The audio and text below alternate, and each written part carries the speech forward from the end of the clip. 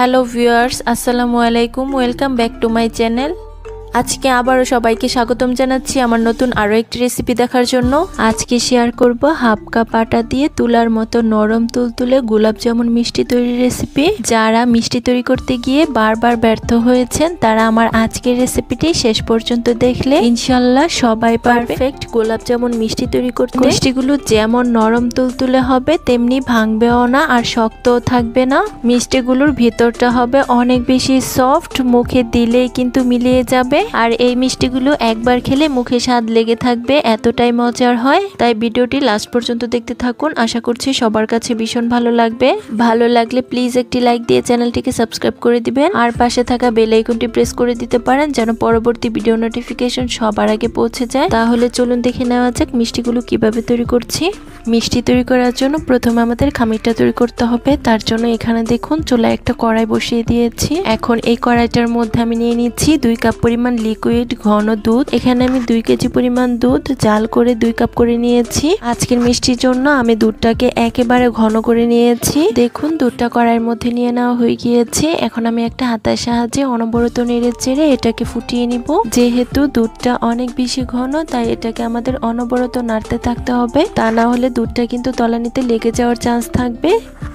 দেখুন দুধটা খুব ভালোভাবে ফুটে উঠেছে। এখন আমি আবারও একবার নাড়াচাড়া করে নিচ্ছি। দেখুন নেড়ে চেড়ে নেওয়া হয়ে গিয়েছে। এখন এটার মধ্যে আমি অ্যাড করে দিব হাফ কাপ পরিমাণ আটা। অ্যাড করা হয়ে গেলে এর মধ্যে আমি সাথে অ্যাড করে দিব 2 টেবিল চামচ সুজি। এখন একটা হাতের সাহায্যে অনবরত নেড়ে চেড়ে আমরা একটা ডোর মতো তৈরি করে নিব। বন্ধুরা, আমরা তো বাজার থেকে চড়া দামে মিষ্টি কিনে খেয়ে থাকি। খুব সহজে আটা দিয়ে ঘরে যদি এত মজার মিষ্টি তৈরি করা যায় তাহলে বাজার থেকে কিন্তু আর মিষ্টি কিনে খেতে হবে না। তাই মিষ্টি তৈরি করার সবচেয়ে সহজ পদ্ধতিটা দেখে নিন, তাহলেই কিন্তু যে কেউ পারফেক্ট মিষ্টি তৈরি করতে পারবে। ভিডিওটি কিন্তু একদমই স্কিপ করা যাবে না, একদম লাস্ট পর্যন্ত দেখতে থাকুন, তাহলেই কিন্তু বুঝতে পারবেন। বন্ধুরা দেখতে পাচ্ছেন আমি অনবরত নেড়ে ছেড়ে মিষ্টির জন্য খামিরটা তৈরি করে নিয়েছি। এই পর্যায়ে এটা অনেকটা স্টিকি মনে হতে পারে, কিন্তু এটা ঠান্ডা হয়ে যাওয়ার পর কিন্তু অনেকটাই শক্ত হয়ে যাবে।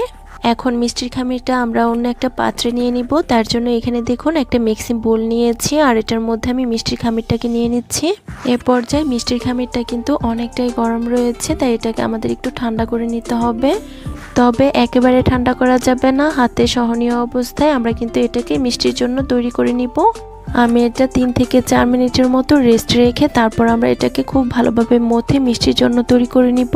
ফিরে এলাম 4 মিনিট পর। এখন এই মিষ্টির খামিরটার মধ্যে আমি অ্যাড করে দিব হাফ কাপ পরিমাণ গুঁড়া দুধ। তারপর অ্যাড করে দিচ্ছি সুন্দর একটা ফ্লেভারের জন্য 1/4 টিস্পুন এলাচের গুঁড়া। তারপর আমি এখানে অ্যাড করে দিচ্ছি 2 চিমটি পরিমাণ বেকিং সোডা। বন্ধুরা, আমি কিন্তু এখানে বেকিং সোডা নিয়েছি, বেকিং পাউডারটা কিন্তু নিইনি। আর দোকানের মতো মিষ্টির পারফেক্ট রেজাল্ট পেতে হলে আমাদের কিন্তু অবশ্যই এখানে বেকিং সোডাটা নিতে হবে, বেকিং পাউডার নেওয়া যাবে না। এখন আমি হাত দিয়ে এই সব কিছু উপকরণ খুব ভালোভাবে মেখে নিব। আর মিষ্টির জন্য আমরা একটা সফট ডো তৈরি করে নিব। বন্ধুরা, অনেকেই বলেন মিষ্টি তৈরি করতে গেলে হয় না বা ভেঙে যায়, আবার সবারই একটি কমন কোশ্চেন থাকে মিষ্টিগুলো শিরাতে দেওয়ার পর চুপসে যায়। আমি গ্যারান্টি দিয়ে বলছি আপনি যদি আমার আজকের রেসিপি দেখে মিষ্টি তৈরি করেন তাহলে একটি মিষ্টিও চুপসেও যাবে না, আবার ভেঙেও যাবে না। একদম পারফেক্ট দোকানের মতো মিষ্টি তৈরি হবে, যেটা খেয়ে আপনার বাড়ির সবাই প্রশংসা করতে বাধ্য হবে। কিছুক্ষণ ডোটা মথে নেওয়ার পর এর মধ্যে আমি অ্যাড করে দিব 1 টেবিল চামচ ঘি। আপনারা চাইলে ঘিয়ের পরিবর্তে এখানে তেলও দিতে পারেন। তবে মিষ্টির পারফেক্ট একটা রেজাল্ট পেতে হলে এখানে অবশ্যই আমাদের ঘিটাই ব্যবহার করতে হবে। এখন আমি আবারও হাত দিয়ে খুব ভালোভাবে মথে আমরা ডোটাকে তৈরি করে নিব। বন্ধুরা, যারা আমার এই ভিডিওটি দেখছেন প্লিজ একটি লাইক দিয়ে চ্যানেলটিকে সাবস্ক্রাইব করে দিবেন। আর যারা ফেসবুক পেজ থেকে দেখছেন প্লিজ একটি ফলো দিয়ে দিবেন। অনেকেই আছেন ভিডিও দেখেন কিন্তু লাইক দেন না, প্লিজ একটি লাইক দিয়ে দিবেন। বন্ধুরা দেখুন মিষ্টির জন্য আমরা এই খামিরটাকে খুব ভালোভাবে মথে নিয়েছি। এখন আমি মিষ্টিগুলো তৈরি করে নিব। তার জন্য আমি হাতের মধ্যে অল্প পরিমাণ ঘি লাগিয়ে নিচ্ছি। প্রথমে মিষ্টিগুলো তৈরি করার জন্য আমি এই ডো থেকে ছোট ছোট করে লেচি কেটে নিব। লেচি কেটে নিলে মিষ্টিগুলো একই সাইজের হবে আর দেখতেও কিন্তু সুন্দর লাগবে। আপনারা চাইলে কিন্তু এখানে যে কোনো একটা চামচ ব্যবহার করতে পারেন। আমি হাত দিয়ে মিষ্টি তৈরি করার জন্য এই লেচিগুলো কেটে নিচ্ছি। তো দেখুন আমার কিন্তু সবগুলো লেচি কেটে নেওয়া হয়ে গিয়েছে। এখন এখান থেকে আমি প্রথমে একটি লেচি নিয়ে হাতের তালুতে রেখে গোল শেপ দিয়ে তারপর এটাকে লম্বালম্বি ভাবে চমচমে শেপ দিয়ে নিব। আপনারা চাইলে কিন্তু এই মিষ্টিগুলোকে গোল শেপ করেও তৈরি করে নিতে পারেন। এখন আমি এই মিষ্টিটাকে একটা প্লেটের মধ্যে নিয়ে নিচ্ছি। এই মিষ্টিগুলো বানানো কিন্তু খুবই সহজ, যে কেউ একবার দেখলেই পারবে। বন্ধুরা দেখতেই পারছেন আমার কিন্তু আরো একটি মিষ্টি তৈরি করা হয়ে গিয়েছে। এখন এটাকেও আমি একটা প্লেটের মধ্যে নিয়ে নিচ্ছি। এখন একই প্রসেসে বাকি সবগুলো মিষ্টি আমরা অফ স্ক্রিনে বানিয়ে নিব। সবগুলো মিষ্টি বানানো দেখালে ভিডিওটা কিন্তু অনেক বেশি লং হয়ে যাবে। বন্ধুরা দেখতেই পারছেন সবগুলো মিষ্টি আমি অফ স্ক্রিনে বানিয়ে নিয়েছি, আর সবগুলো মিষ্টি আমি একটা প্লেটের মধ্যে নিয়ে নিয়েছি। এই মিষ্টিগুলো বানানোর সময় কিন্তু আমাদের অবশ্যই খেয়াল রাখতে হবে যেন এগুলোর গায়ে কোনো রকম ক্র্যাক বা ফাটল না থাকে। মিষ্টির উপরটা যদি মসৃণ না হয় বা ফাটল থাকে তাহলে কিন্তু মিষ্টিগুলো ভাজার পর ভেঙে যাবে। তো দেখতেই পাচ্ছেন সবগুলো মিষ্টি কিন্তু আমাদের প্লেটের মধ্যে নিয়ে নেওয়া হয়ে গিয়েছে। এখন মিষ্টিগুলো আমাদের ভেজে নিতে হবে। তার জন্য চুলায় একটা প্যান বসিয়ে দিয়েছি, আর এটার মধ্যে আমি পর্যাপ্ত পরিমাণ তেল অ্যাড করে দিচ্ছি। তেলটা যখন হালকা গরম হবে তখনই এটার মধ্যে আমি মিষ্টিগুলো ছেড়ে দিব। মিষ্টি ভাজার ক্ষেত্রে আমাদের কিন্তু তেলের টেম্পারেচারটা অবশ্যই খেয়াল রাখতে হবে। তেলের মধ্যে যখন হালকা বুদবুদ চলে আসবে তখনই কিন্তু আমাদের মিষ্টিগুলো ছাড়তে হবে। অতিরিক্ত গরম তেলে এই মিষ্টিগুলো কিন্তু একদমই ছাড়া যাবে না, তাহলে কিন্তু এগুলোর উপরটা পুড়ে যাবে আর ভিতরটা কিন্তু কাঁচাই থেকে যাবে। দেখতেই পাচ্ছেন সবগুলো মিষ্টি আমাদের তেলের মধ্যে ছেড়ে দেওয়া হয়ে গিয়েছে। এখন এগুলোকে আমি মিডিয়াম হিটে ভেজে নিব।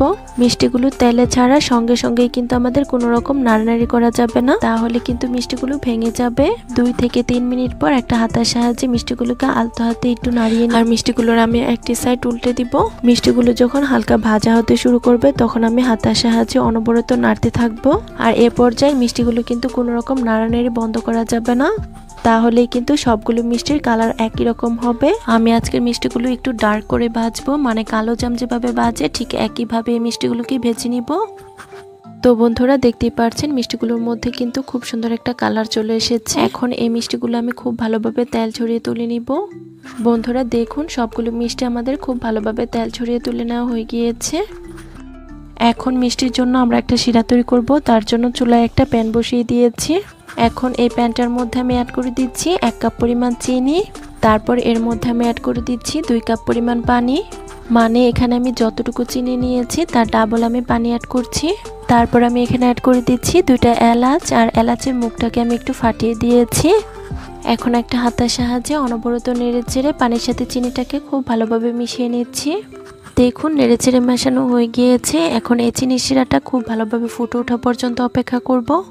দেখুন শিরাটা ফুটে উঠেছে। মিষ্টির জন্য সাধারণত কোনো রকম ঘন শিরা তৈরি করা হয় না, পাতলা একটা শিরা তৈরি করা হয়। তাই মিষ্টির জন্য শিরাটা কিন্তু আমাদের হয়ে গিয়েছে। এখন এটার মধ্যে আমরা মিষ্টিগুলোকে অ্যাড করে দিব। তো বন্ধুরা দেখতেই পাচ্ছেন সবগুলো মিষ্টি কিন্তু আমার একে একে শিরার মধ্যে দিয়ে দেওয়া হয়ে গিয়েছে। এখন আমি এই মিষ্টিগুলোকে ঘড়ি ধরে হাই হিটে 2 মিনিটের মতো জাল করে নিব।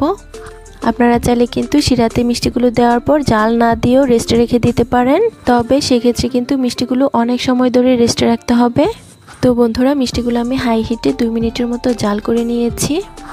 এখন আমি এই মিষ্টিগুলোকে একটা ঢাকনা দিয়ে ঢেকে রেস্টে রেখে দিব 30 মিনিটের জন্য। ফিরে এলাম 30 মিনিট পর। এখন আমি ঢাকনাটাকে তুলে নিচ্ছি। দেখতেই পাচ্ছেন মিষ্টিগুলো কত সুন্দর শিরা খেয়ে রসে টইটুম্বর হয়ে গিয়েছে, আর মিষ্টিগুলো কিন্তু ফুলে ডাবল হয়ে গিয়েছে। এখন মিষ্টিগুলোকে আমি আপনাদের মাঝে প্লেটে নিয়ে সার্ভ করে দেখিয়ে দিচ্ছি। প্রতিটি মিষ্টি হয়েছে অনেক বেশি নরম, তুলতুলে, সফট। আপনি যদি আমার আজকের পদ্ধতিতে মিষ্টি তৈরি করেন তাহলে প্রতিটি মিষ্টি হবে একদম দোকানের মতো পারফেক্ট। তো বন্ধুরা দেখতেই পাচ্ছেন সবগুলো মিষ্টি আমি প্লেটের মধ্যে পরিবেশন করে নিয়েছি।